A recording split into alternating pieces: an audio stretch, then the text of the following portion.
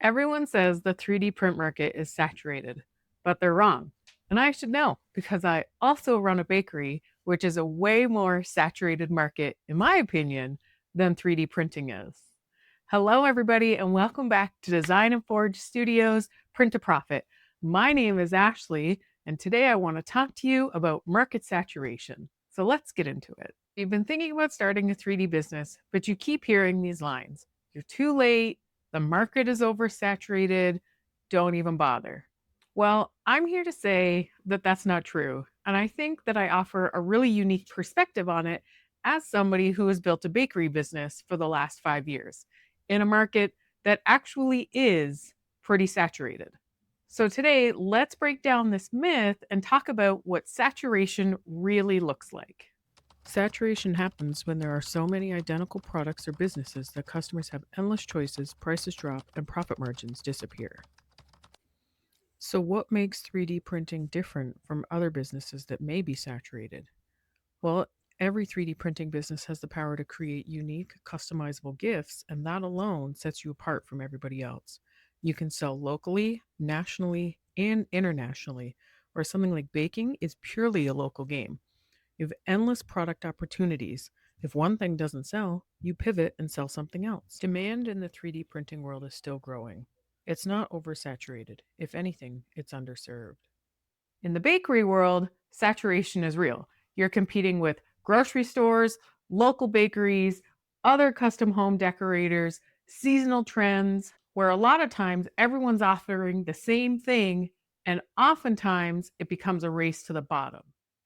There's just no way that I could compete with these grocery store prices, so I don't. I offer a superior customer experience and an excellent product. In my small town, I can think of at least a half a dozen other bakery options, whether that's a small bakery or a grocery store. I can only think of one other 3D printing business.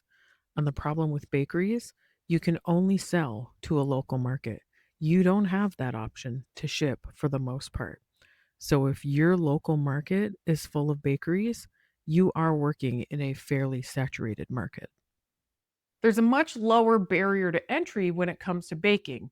Even though it looks like you need a lot of things to run a bakery, you can actually start with a relatively small number of items. Whereas with 3D printing, you have to have that 3D printer or you're not starting or going anywhere. A bakery, when not run from home, can have really high overhead and has expensive perishables. 3D print shops, however, can scale from a small space like a bedroom, a garage, or even half of a toy room. Not only is there higher competition in the bakery world, but people don't need a cake every single week. You only have a special occasion a few times a year. In 3D printing, what I think the coolest thing is that the idea pipeline is infinite.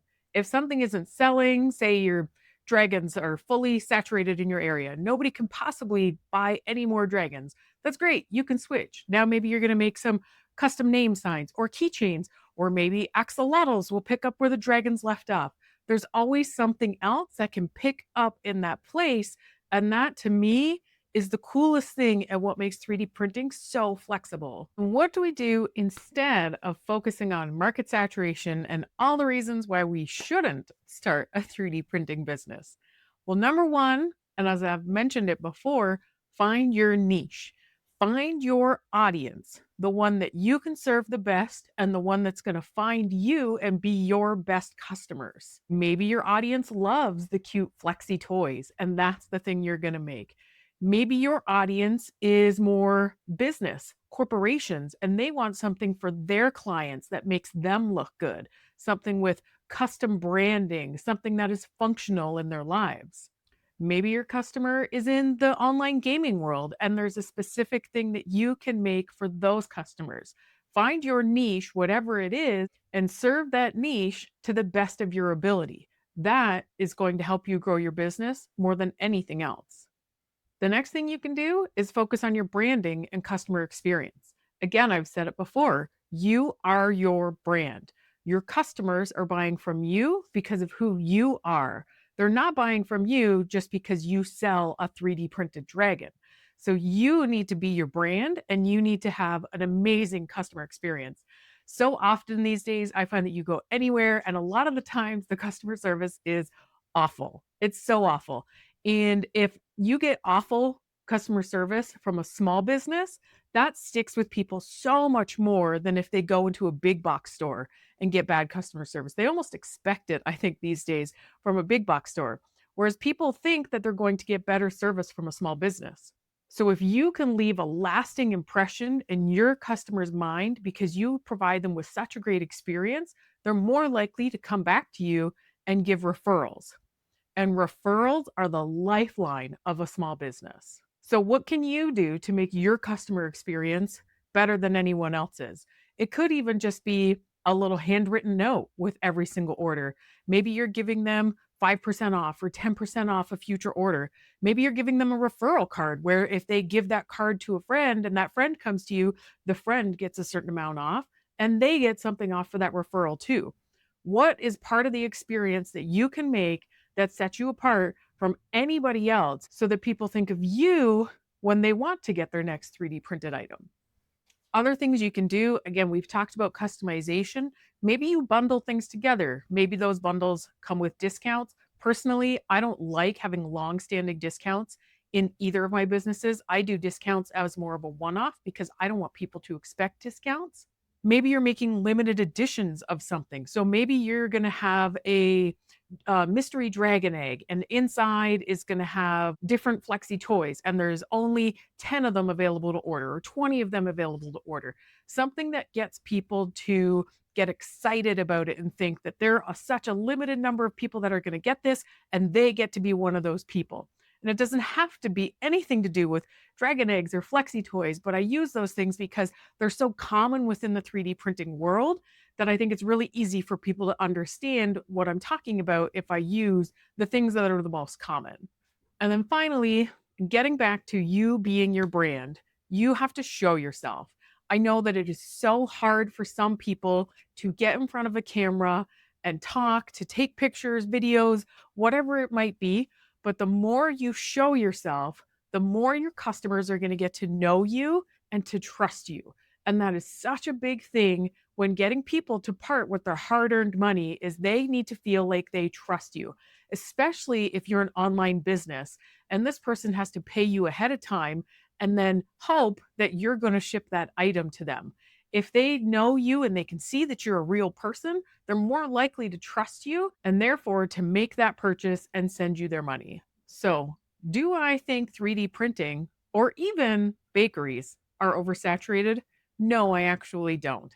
Because the same thing with all the things I told you in the 3D printing, I take into my bakery as well. And that's what sets me apart and still has people coming back to order. I think that everything is just evolving. And I think it's evolving even faster in the 3D printing world. And I don't think that any of us are prepared right now to keep up with how quickly it's evolving. The only thing that I really think that's crowded in the 3D printing world that I see in all of the groups and in tons of comments are all the excuses why people should not start.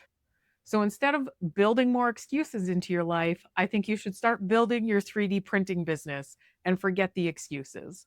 Do you think that I'm wrong? Do you think that the 3D printing business is overcrowded?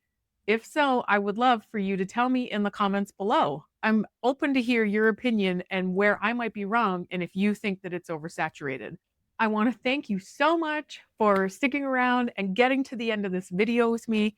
We are a very new channel. We are a very small channel. We're trying to grow. I'm trying to take my knowledge of having already started an at-home business, making six figures in my bakery, and now taking the knowledge from that and applying it to my 3D printing business and trying to give it to you because I truly believe that we all have something that we can use to build our own businesses and give us a better lifestyle than just going and grinding out in our 9 to 5s. So if you have got something from this video, we would absolutely love it if you gave us a like, if you left a comment, and even more so if you hit that subscribe button. It really, really helps us in the algorithm and overall to try to grow this new channel so that we can keep bringing these videos and I can try to keep on bringing that knowledge that I've gained from my bakery business, applying it to this business, and showing you how we grow along the way.